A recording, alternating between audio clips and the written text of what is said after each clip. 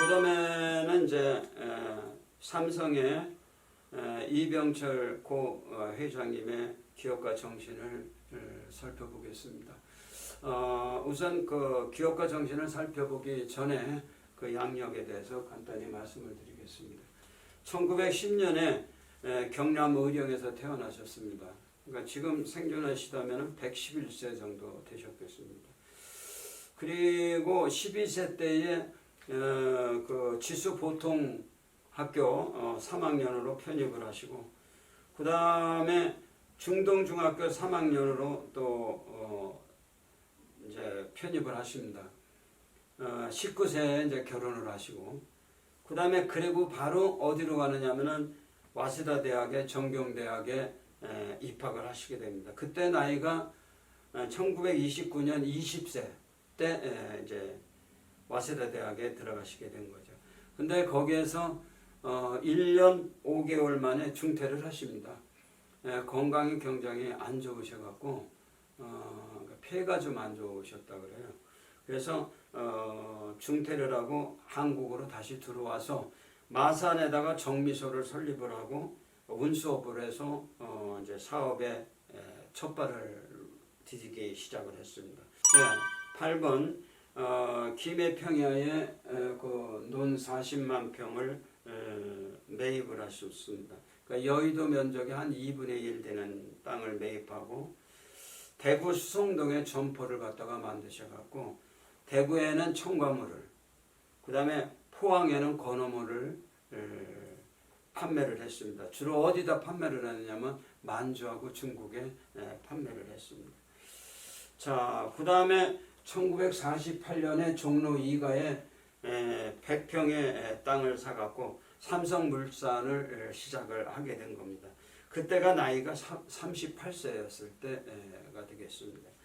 자, 그러면은 주로 수출을 하는 곳이 어디였었냐면 홍콩하고 마카오하고 싱가포르에 이제 수출을 했는데, 한천, 오이, 오징어 이런 것을 수출을 했고, 그 다음에 수입은 면사라든가 철강이라든가 재봉틀이라든가 비료라든가 한 100여 종류의 그 제품을 갖다가 수입을 하셨습니다. 자, 그러면 이제 이병철 회장님의 기업가 정신으로 들어가도록 하겠습니다.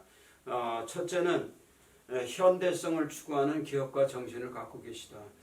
역시 이제 무슨 건축을 한다거나 뭐 이렇게 하드웨어적인 거를 하는 것이 아니라 소프트적인 거기 때문에 무역 상업을 하시는 분이기 때문에 현대성을 추구하는 기업가 정신을 갖고 있었습니다. 특히 아주 카리스마적인 리더십을 갖고 있었다. 그러니까 아주 관료적이고 그 다음에 명령 체계적으로 조직을 관리를 했다. 그 이외에도 이제 민주적인 리더십으로 조직 관리를 하셨습니다. 두 번째는 사업 보국 정신입니다. 역시 정주영 회장도 그랬었습니다만은 국가가 없는 상태에서 사업을 하다가 이제 국가가 있으니까 정말 신이 난 거죠. 특히 이병철 회장께서는 그 해방 직후에 이승만 대통령을 만난 이후부터 이렇게 나라에 은혜를 갚아야 된다, 나라를 위해서 충성을 해야 된다는 이런 생각이 아주 마음속에 들었다는 얘기를 합니다. 그래서 나라를 위해서 이제 사업을 하려면 어떤 사업을 해야 되느냐, 즉 시대가 요구하는 사업을 해야 된다 해서 생각한 게 삼성물산을 비롯해서 제일제당, 그 다음에 삼성전자, 삼성중공업 이런 그 회사를 설립하게 됩니다. 자, 그 다음에 세 번째로 들어가서 인재제일주의 정신인데, 이거는 그러니까 국가와 기업의 장래가 모두 사람에 의해서 좌우가 된다는 얘기죠. 그래갖고 최초 우리나라에서 사업 공개 채용 제도를 실시를 한 분이 바로 이병철 회장님이십니다.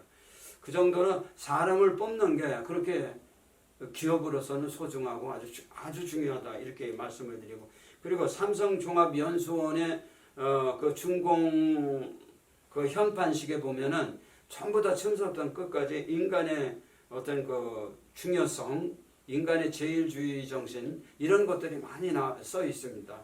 그 정도로 인재 제일주의를 강조했다라고 말씀을 드릴 수 있겠습니다. 네 번째는 이제 합리주의 정신인데 아주 원칙주의고 효율적 직무 수행을 몸소 실현하신 분입니다. 그러니까 이분이 와세대 대학에서 공부를 한 것이 있었기 때문에 이게 가능한 거예요. 여기서 효율적 직무 수행이라는 것은 정말 불필요한 비용을 제거하는 겁니다. 아주 과학적인 의사결정을 하는 겁니다. 그래서 시간 관계상 자세하게 말씀을 못 드리겠습니다만은 상당히 과학적인 관리로 그 기업을 운영을 하셨다는 것을 말씀을 드립니다. 5번은 1등주의 정신인데 삼성의 3이라는 말은 무엇을 의미합니까? 큰 것이라든가 많은 것이라든가 강한 것이라든가 이런 뜻을 나타납니다. 성은 무슨 뜻이냐면은 밝고 높고 빛난다는 뜻을 의미합니다. 그래서 삼성은 아주 제일인 거죠. 그래서 상호를 보면 제일제당이니 제일모직이니 이런 말이 붙게 됩니다. 즉 이병철 회장님은 뭐 생김새도 상당히 샤프하게 생겼지만은 굉장히 신념이 강한 아주 카리스마적인 이런 성격을 가진 분이십니다. 그래서 1등주의를 강조했다. 여섯 번째는 책임주의 정신인데, 그러니까 권한을 갖다 우양을 받으면은 그 권한에 맞는 책임을 다 해야 된다는 이런 얘기입니다. 그래서 경영은 사장이 하고, 그 다음에 경영의 원칙이라든가 인사의 대부분만큼은 이제 이 회장님이 맡아서 했다. 다시 말해서 그런 분야에 대해서는 상당히 성공한 분이고 아주 천재적인 그 관리 능력을 갖고 계신 분이다. 이렇게 말씀을 드릴 수가 있겠습니다. 7번은 기술혁신주의 정신인데 이게 바로 이병철 회장님의 핵이에요. 중심이에요. 이것이 있었기 때문에 현재의 삼성이 건재하게 존재하는 겁니다. 그 분야를 봐도 전자제품, 석유화학, 조선, 그 다음에 정밀기계, 항공업, 그 다음에 반도체, 컴퓨터, 유전공학 전 분야를 기술혁신 중심적으로 이렇게 관리를 해나간다는 얘기입니다. 근데 참 이게 유전공학 같은 걸 보면은 너무 서글픕니다. 제가 학자로서 말씀을 드린다면은 유전공학은 장기적인 투자가 요구되며 그 다음에 그 효과는 아주 늦게 나오는 이런 분야입니다. 그러니까 개발도상국이나 후진국에서는 이런 쪽으로 투자하기가 어렵다. 그러니까 빨리 투자해서 빨리 나오는 쪽으로 투자를 해야지. 그러다가 보니까 유전공학 쪽으로는 굉장히 좋은 줄 알지만은 부가가치가 높다는 건 알지만은 투자를 하지 못하고 있다. 근데 외국에 보면은 특히 이제 미국에 보면은 완전히 유전공학 쪽은 대단합니다. 이건 보통 문제가 아닙니다. 그 사람을 부분적으로 이렇게 키운다고요. 손가락도 키우고 눈도 키우고 귀도 키우고 이런 식으로 그걸 유전공학과에서 하고 있더라고요. 그러니까는 우리가 상상 밖의 이런 일이 많이 벌어지고 있다. 참 그걸 못한다는 게 좀 아쉽습니다. 근데 이제 이게 지금 삼성에서 하는 이 여러 회사들의 그 공통적인 부분은 뭐냐면 기술 혁신입니다. 기술 혁신이 없으면 안 돼요. 이제 예를 들어서 잠실에 그 롯데 빌딩 같은 걸 보면은 상당히 높지 않습니까? 그 공정이 얼마나 많겠습니까? 그러면 그 공정을 전부 분석을 해야 된다고요. 그래서 첫째 그 공정의 순서를 알아야 되고 또 그 공정의 순서를 알았을 때는 그 전체 끝마치는데 시간이 어느 정도가 걸리고 이런 것이 전부 분석이 돼서 비용이 얼마가 나오고 이게 나옵니다. 근데 예를 들어서 그거를 공사하는데 10년이 걸린다. 그랬을 때 그 공사를 줄이기 위해서 뭔가 공정을 단축시키자. 그럼 전부 다 단축을 시킨다면 한 9년 정도뿐이 안 줄어듭니다. 그러니까 9년에 그 공사를 하는 거죠. 근데 비용은 엄청나게 듭니다. 그러니까 줄이는 것이 안 줄이는 것보다 몇 배가의 비용이 올라가게 된다는 얘기죠. 그런데 보면은 다 줄이지 않고 꼭 줄여야 될 것만 줄이는 그런 공정이 있습니다.